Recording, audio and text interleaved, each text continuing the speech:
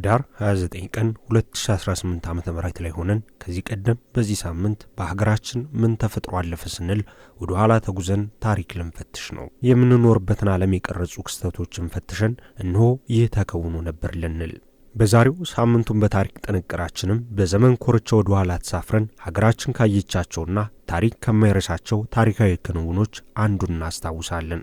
ህዳር 29 ቀን 1987 ዓ.ም የኢትዮጵያ ፌዴራላዊ ዲሞክራሲያዊ ሪፐብሊክ ህገ መንግስት በህገ መንግስቱ ምክር ቤት የጸደቀበት ዕለት ነው። የዚህን ዕለት አስፈላጊነት ለመረዳት ወደ 1970ዎቹ መጨረሻና 1980ዎቹ አካባቢ ወደ ነበረችው ኢትዮጵያ እንመለስ።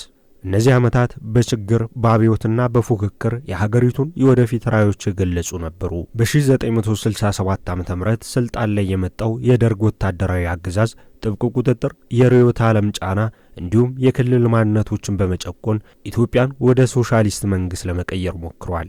ኢትዮጵያ በወረቀት ላይ አንድ ሆና ነገር ግን በደርዘን የሚቆጠሩ ብሔሮችና ብሔረሰቦች የተገለሉ ሆነው ተሰምቷቸዋል።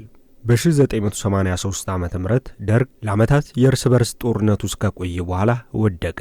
ወደ ስልጣን የመጣው የሽግግር መንግስት በፖለቲካ የተዳከመ፣ በዘር የተከፋፈለና በምጣኔ ሀብታዊ ሂደቶች ውስጥ እጅጉን የተጎዳ ህዝብን ተረከበ። ነገር ግን ያም ብቻ ሳይሆን ግዛቱን ከመሰረቱ ጀምሮ እንደገና የመንደፍ ዕድልም ወርሷል።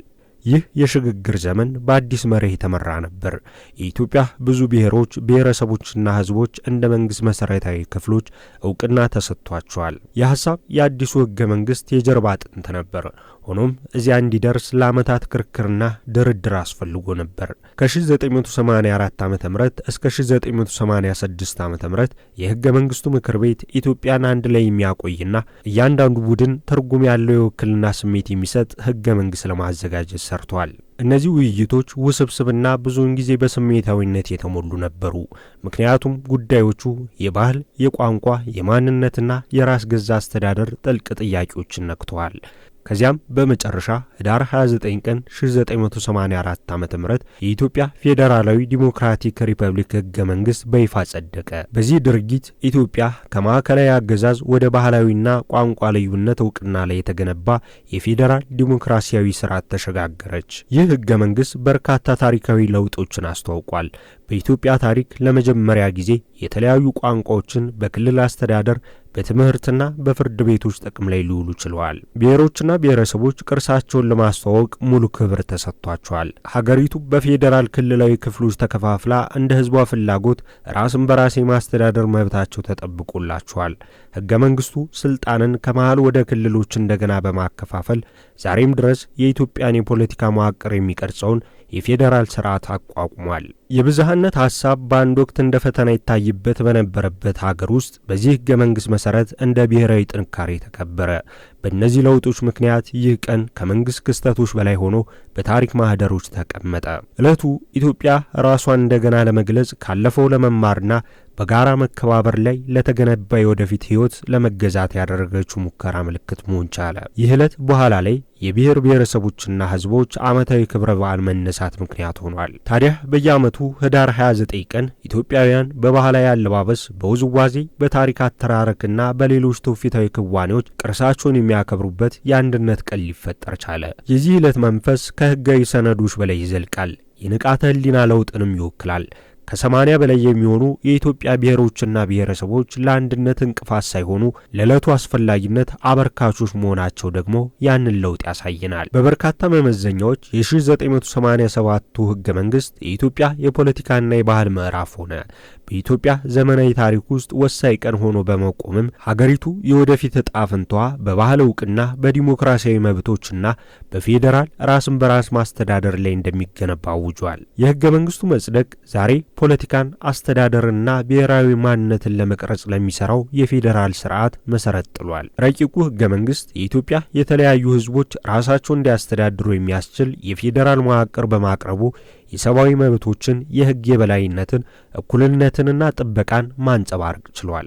ለረጅም ዓመታት ማዕከላዊ ስልጣንን ላሳለፈችው ሀገር እነዚህ አብዮታዊ ዋስትናዎች ነበሩ። በርካቶች ፌዴራሊዝም ማንነትን በመገንዘብ የአካባቢው ማህበረሰቦች በማንቃት በማዕከላዊና በክልሎች መካከልም ያለውን ውጥረት በመቀነስ ለሰላም እውነተኛ ዕድል እንደሚሰጥ ያምኑ ነበር። ታዲያ ህዳር 29 ቀን 1987 ዓ.ም ሕገ መንግሥቱ ሲጸድቅ መላው የኢትዮጵያ ሕዝብ ክስተቱን እንደ ብሔራዊ ቃል ኪዳን ተቀብለውታል። ግጭትን አልፎ ለመንቀሳቀስ፣ ልዩነትን እንደ ውበት ለመቀበልና ኃይል ከሕዝብ የሚገኝበትን ስርዓት ለመመስረት የተገባ ቃል አድርገውም ተመልክተውታል። ለመረጋጋት ለፍትህና ለራስ አስተዳደር የነበረው ጉጉት ይህን ዕለት ቀርጾታል። ኢትዮጵያ እንደገና ለመገንባትና ዕጣ ፈንታዋን ለመመለስ የነበራትን ቁርጠኝነት ያሳየ ቀን ስለሆነም እንደ ተሻጋሪ ታሪክ ይቆጠራል። ለዘመኑ የኢትዮጵያ ሕዝቦች ይህንን ቀን ማስታወስና ማክበር በሕገ መንግሥቱ ውስጥ በተቀመጡት ጥልቅ እሴቶች ላይ ለማሰላሰል ዕድል ነው። ሕገ መንግሥቱ የሀገሪቱን ልዩነት እንደ ስጋት ሳይሆን እንደ ጥንካሬ የቀረጸ ነበር። ይህንን ዕለት በማስታወስ ኢትዮጵያውያን የእያንዳንዱ ማህበረሰብ ቋንቋ የመናገር ባህሉን የማክበርና በአስተዳደር የመሳተፍ መብታቸው ማስጠበቅ ይችላሉ።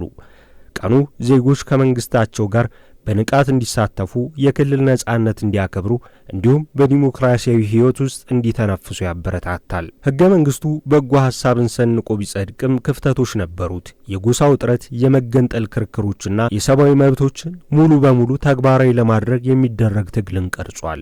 ታዲያ ይህን ዕለት ማክበርም ሆነ ተግዳሮቶቹን መቀበል የመካተትና የእኩልነት ቃል ኪዳን ጥንቃቄና ጥረት እንደሚጠይቅ መረዳት ማለት ነው። የአንድ ሀገር ሕግ በሕዝቦቿ ተሳትፎ አክብሮትና ኃላፊነት የሚደገፍ ሕያው መሳሪያ መሆኑን የሚያስታውሰው ይህ ዕለት የተስፋ ምልክት ተደርጎ መታወስ አለበት ይባላል።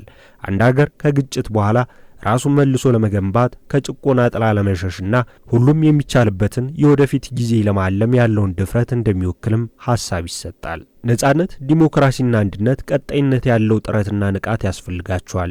ግጭቶችን በአመጽ ሳይሆን በውይይት ለመፍታት ድፍረት ከሌለ እድገት ደካማ ነውም ይባላል። ህዳር 29 ቀን 1987 ዓ.ም በሀገራችን የጸደቀው ሕገ መንግሥት ይዟቸው ከመጡት በጎ ማዕቀፎች ውስጥ እነዚህ እሳቤዎች ወሳኞቹ ናቸው። መብቶችን ለመጠበቅ፣ አንድነትን ለማጠንከርና ኢትዮጵያ ለሁሉም ሕዝቦቿ መኖሪያ ሆና እንድትቀጥል ለማረጋገጥ ተግባራዊ እርምጃ የተወሰደበት ዕለትም ስለሆነ የወደፊት ትውልዶች ዕለቱን በበጎ ሲያስታውሱት ይስተዋላል። ምክንያቱም ዕለቱ እያንዳንዱ የኢትዮጵያ ማህበረሰብ የሀገሪቱን ዕጣ ፈንታ በመቅረጽ ረገድ ትርጉም ባለው መልኩ እንዲሳተፍ ግብዣ ሰጥቷል። ይህም ድምፅ እንዳይጣስ ወይም እንዳይዘጋ ያረጋገጠ ነበር።